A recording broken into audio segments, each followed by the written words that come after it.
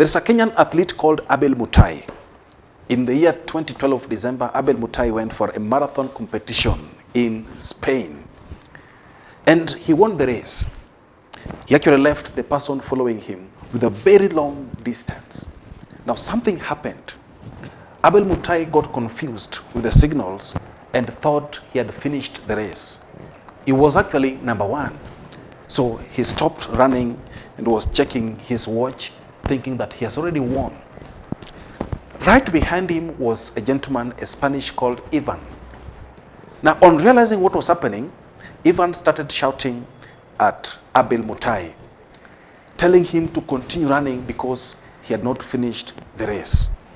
Abel, being a villager from Kenya, would not understand the Spanish, and so he kept on walking normally. And Ivan realized that this man does not understand Spanish.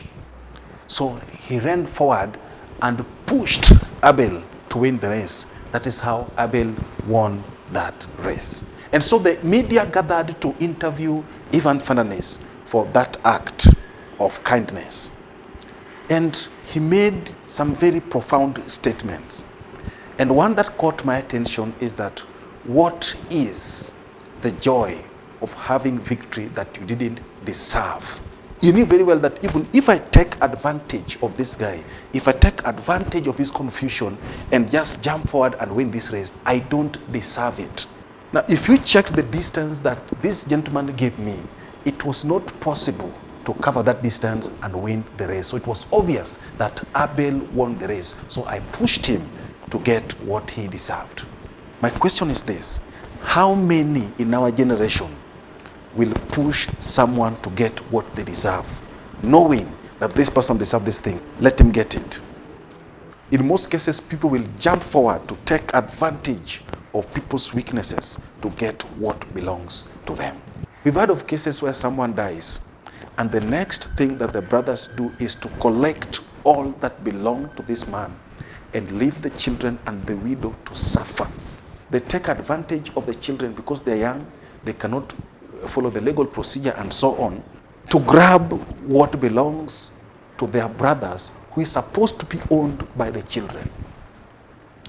And so the children are suffering while they enjoy what belongs to these orphans.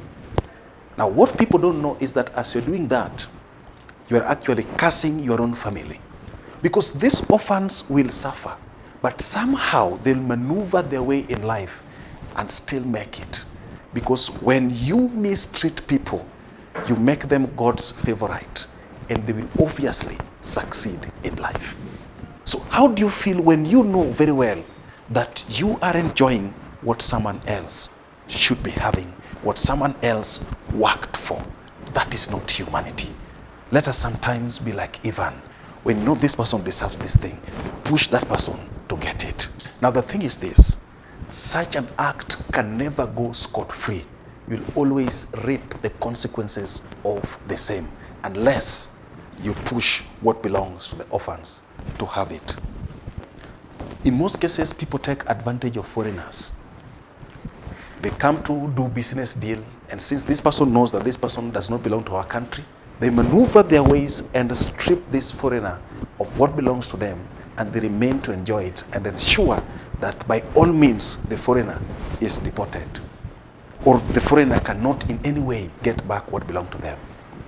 I'm trying to imagine how you feel it when you know very well that you're enjoying someone's blood, someone's sweat, while the person is languishing in depression and frustration somewhere. Let's have the humanity of Ivan Fernandez. Push someone to get what belongs to them. Don't take what does not belong to you. It will haunt your conscience. Thank you.